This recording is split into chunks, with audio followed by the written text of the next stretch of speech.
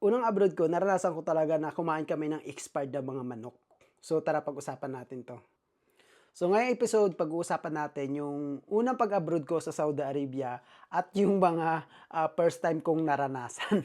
So ito na nga um, una So, susunod-sunod lang kami dun sa mga guide namin na mga ex-OFW na bumalik ulit ng Saudi. Siyempre sila marunong sila mag-Arabic, alam nila yung kalakaran dun. So, and the same time, sumusunod din kami sa mga taong namamahala sa amin. So, madami kami kasi, first batch kami, nasa siguro 11 kami. So, nasa 30 kasi kami katao sa isang, pero araw lang yung pagitan nun. So, pagdating sa Saudi, paglapag ng eroplano, kinabahan. Alam niyo 'yan, kinabahan kasi nga lahat ng nando'n nakaputi. Hindi naman lahat, pero karamihan nakaputi.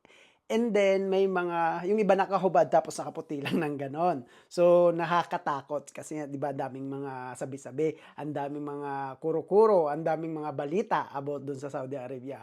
So, okay kinabahan pagdating do'n nga, pagpasok sa airport or, bago ka makalabas kailangan mo munang, mag-i-interview sa'yo. So, bago kami napunta do'n siyempre, inaral na muna namin, sinabi na din sa amin kung ano yung sasagutin namin at kung ano yung gagawin.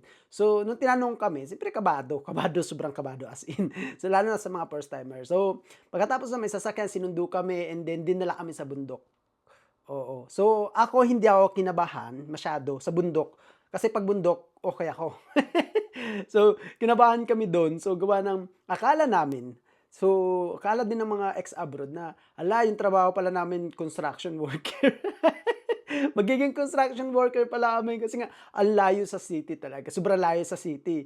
Oo, so wala kaming makitang mga bahay, puro lang mga parang mga kuwan lang, yung mga factory, yung mga gano'n, basta mga lumang bahay ano, yung nadatnan namin do'n. So, dinala kami sa isang facilities ng agency namin tapos yung bahay do'n yung mga kuwan lang, mga container van. So, ang dami. Pagdating namin do'n, may isang lutuan lang na malaki ta's do'n kayo magluluto. Tapos sa bawat, container van na mga 12 kayo, 14, 15, 7 gano'n, depende sa laki din minsan. So, kami, sama-sama kami.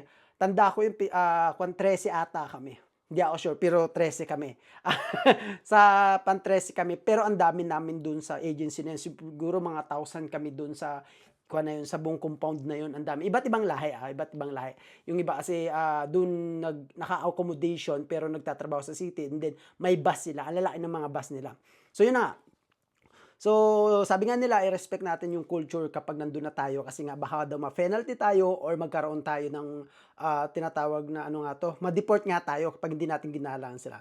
So, nando'n dumating na kami tapos ang daming bundok, ang daming parang mini-mina, gano'n. So, iniisip na namin na 'yun ang magiging trabaho namin tapos yung iba nag-aalala na, kasama namin mga yung mga ex-Saudi, gano'n na sinabi. And then ito yung masakit. So, unang sala, ay accommodation namin 'to, ay yung bahay namin 'to daming container van, eh, sobrang dami 'yun, isang compound. So, ito lang yung simbahan, parang mga 3 container van lang yung simbahan or pang-4 gano'n. Ta's nakatrumpa 'yan, marami silang trumpa tapos sabay-sabay sumisigaw pagkasabi ng ay nakaupo ako sa labas ng gano'n.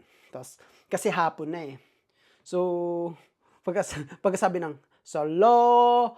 Alam mo tumakbo talaga ako sa loob tapos gulat na gulat sila, "Oh, bakit?" Natatawa sila sabi ko, may sumigaw."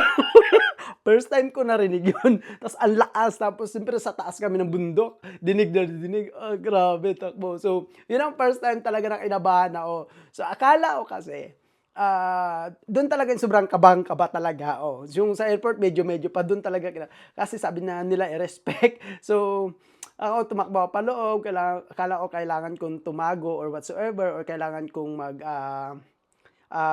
hindi magpahita. Yun ang first time ko rin kan. So, and then next time muna. And then pagdating namin dun din namin naranasan na kumain kami ng mga expired na pagkain. So at buti lang, from Mindoro, nagdala ako ng pugita, nagdala ako ng danggit. Tapos yung mga yung mga Pakistani dun, yung mga ibang lahi, mga Indiano, natatakot sa pugita kasi nakaganon. Nakagano'n yung pugita. So, haram daw yun, haram daw yun, bawal daw kainin, sabi ng mga Indiano or kung sino may mga nando'n. Kasi nga daw, multo daw yung pugita.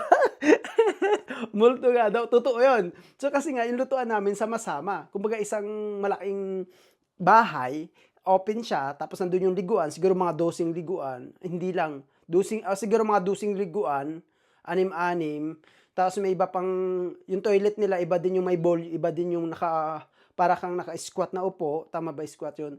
And then, yung luto namin sa kabilang side pa, tapos yung lutuan na yun, sama-sama din, ganun din, siguro mga 15 stove na nandun, stove siya mga nandun, basta paikot yun.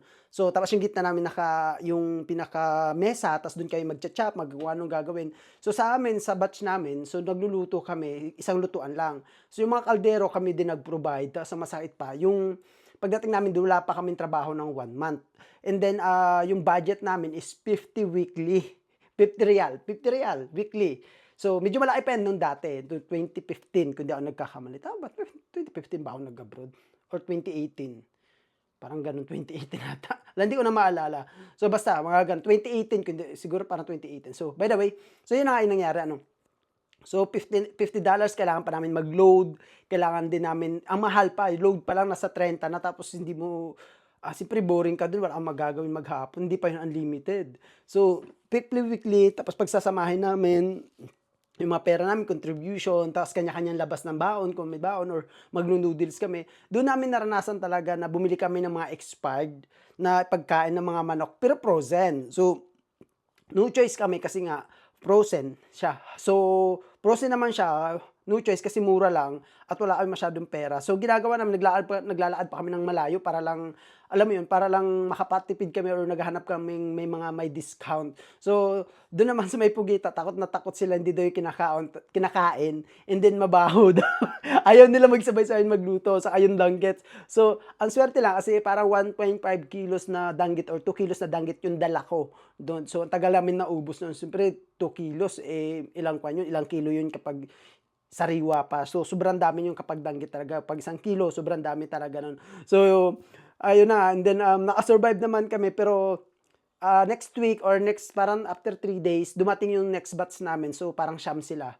And then, next batch ulit, na dumating ulit. Ganun yung maging istorya namin. Natakot din sila. Tapos, alam mo, yung ginawa namin doon, para hindi, siyempre may communication na kami doon sa mga susunod na batch.